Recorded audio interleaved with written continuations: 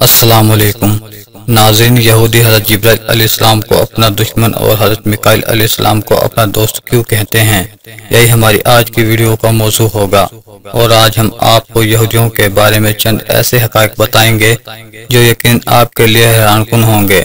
ناظرین، یہودی کبھی اللہ رب العزت کی پسندیدہ قوم ہوا کرتے تھے، مگر تکبر، فرعونیت اور شرک نے اس قوم کی بدبختی پر مہر لگا دی اور اللہ تعالیٰ نے اسے عذاب سے دوچار کیا۔ ناظرین، یہودی وہ لوگ ہیں جنہیں عرف عام میں بنی اسرائیل کہا جاتا ہے۔ ان کا مذہب دنیا کے اہم ترین مذاہب میں شامل ہے۔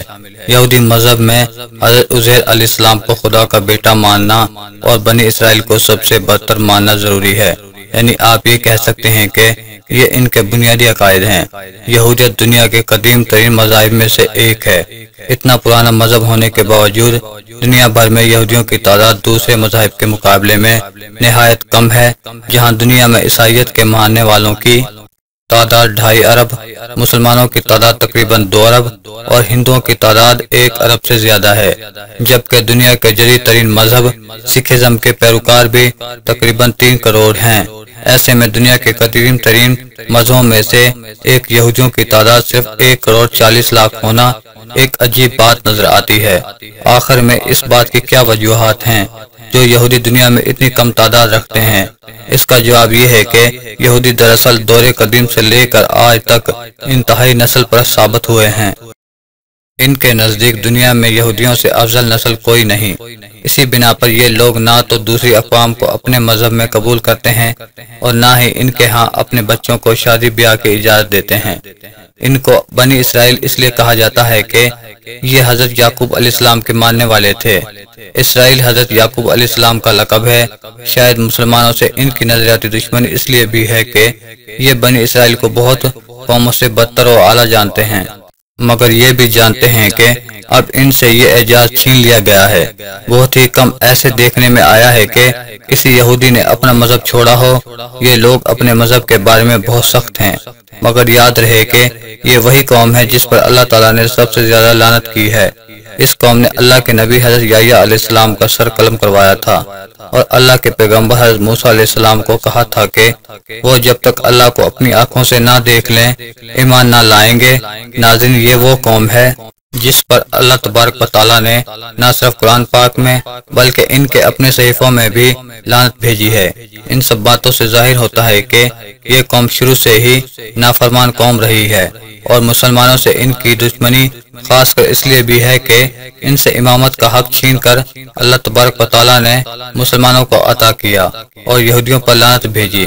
ناظرین، یہودی حضرت جبرائیل علیہ السلام کو بھی اپنا سخت دشمن سمجھتے ہیں، کیونکہ وہ وحی کے ذریعے اللہ کے نبیوں کو ان کی سازشوں سے آگاہ کیا کرتے تھے۔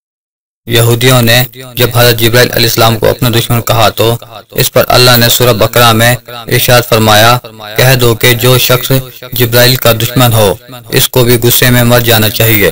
اس نے تو یہ کتاب خدا کے حکم سے تمہارے دل پر نازل کی ہے جو پہلی کتابوں کی تصدیق کرتی ہے اور ایمان والوں کے لیے ہدایت اور بشارت ہے۔ ناظرین، حضرت ابن عباس فرماتے ہیں کہ یہودیوں کی ایک جماعت رسول اللہ صلی اللہ علیہ وسلم کے پاس آئی اور کہا کہ ہم آپ سے چند سوال کرتے ہیں جن کے صحیح جواب نبی کے سوا کوئی اور نہیں جانتا۔ آپ صلی اللہ علیہ وسلم نے فرمایا، بہتر ہے جو چاہو پوچھو، مگر وعدہ کرو کہ اگر میں ٹھیک جواب دوں تو تم میری نبوت کا اقرار کر لو گے اور میری فرما برداری کے پابند ہو جاؤ گے۔ انہوں نے آپ صلی اللہ علیہ وسلم سے وعدہ کیا اور یہ عہد دیا۔ اس کے بعد آپ صلی اللہ علیہ وسلم نے حضرت یعقوب علیہ السلام کی طرح شہادت کے ساتھ ان سے پختہ وعدہ لے کر انہیں سوال کرنے کی اجازت دی۔ ناظرین، صحیح بخاری میں لکھا ہے کہ جب یہودیوں کو ان کے سوالوں کے جواب مل گئے تو ان نے آخر میں پوچھا کہ اچھا یہ فرمائیے کہ تورات میں جس نبی امی کی خبر ہے اس کی خاص نشانی کیا ہے اور اس کے پاس کون سا فرشتہ وحی لے کر آتا ہے؟ اس پر آپ صلی اللہ علیہ وسلم نے فرمایا کہ اس کی خاص نشانی یہ ہے کہ اس کی آنکھیں جب سوئی ہوئی ہوں اس وقت اس کا دل جاگتا رہتا ہے۔ تمہیں اس رب کی قسم جس نے حضرت موسیٰ علیہ السلام کو تورات دی، بتاؤ میں نے ٹھیک جواب دیا؟ سب نے قسم کھا کر کہا، آپ نے بالکل صحیح جواب دیا۔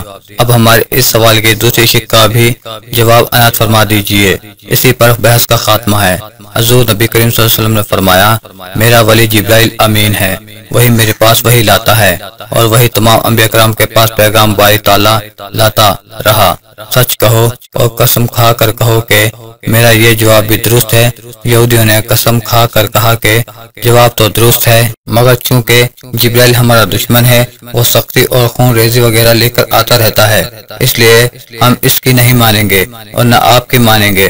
ہاں، اگر آپ کے پاس حضرت میکائیل علیہ السلام وہی لے کر آتے جو رحمت، بارش، پیداوار وغیرہ لے کر آتے ہیں اور ہمارے دوست ہیں، تو ہم آپ کی تابعداری اور تصدیق کرتے۔ ناظرین، اسی بات پر یہ آیت نازل ہوئی تھی۔ ناظرین، یہودیوں کی کتابوں میں حضرت میکائیل علیہ السلام کے بارے میں لکھا ہے کہ قوم یہود کے لیے حضرت میکائیل علیہ السلام معتبر ترین فرشتہ ہیں اور حضرت جبرائیل علیہ السلام دشمن ہیں۔ ناظرین، یہودی انتہائی چالاک اور شاطر قوم ہے۔ آپ جانتے ہیں کہ یہ جدید ٹیکنالوجی کا دور ہے اور اس دور میں یہودیوں کا ایک خاص مقصد ہے۔ یہودی چاہتے ہیں کہ بھولو ٹیکنالوجی کے ذریعے کسی بھی شخص کو حضرت عیسیٰ علیہ السلام ظاہر کر کے آسمان سے اتارا جائے۔ جب حضرت عیسیٰ علیہ السلام کا ظہور ہو تو مسلمان جو پہلے ہی کسی شخص کو آسمان سے اترتا دیکھ چکے ہوں گے، وہ ان پر یقین نہیں کریں گے، کیونکہ کچھ سال پہلے چین میں ٹیکنالوجی سے آسمان پر یہودیوں نے ایک پورا شہر دکھایا ہے، اور ان سب باتوں سے ظاہر ہوتا ہے کہ یہودیوں کی پلاننگ صرف اور صرف مسلمانوں کو تباہ کرنا ہے تاکہ یہ اپنا مقصد اور مذہب بچا سکیں، اور ادھر مسلمانوں کا نہ کوئی مقصد ہے اور نہ کوئی جذبہ، اگر ہے تو صرف فرقہ واریت میں پڑھنا، ایک دوسرے کو کافر کہنا، اور اگر ان باتوں سے باز نہ آیا گیا تو یاد رکھیے مسلمانوں کو ہر طرف سے یہودیوں اور عیسائیوں نے گھیرا ہوا ہے۔ ہم آپس میں لڑتے رہ جائیں گے اور یہ ہمارا نام تک مٹا دیں گے۔ اللہ تبارک و تعالی ہم سب کا حامی و ناصر ہو۔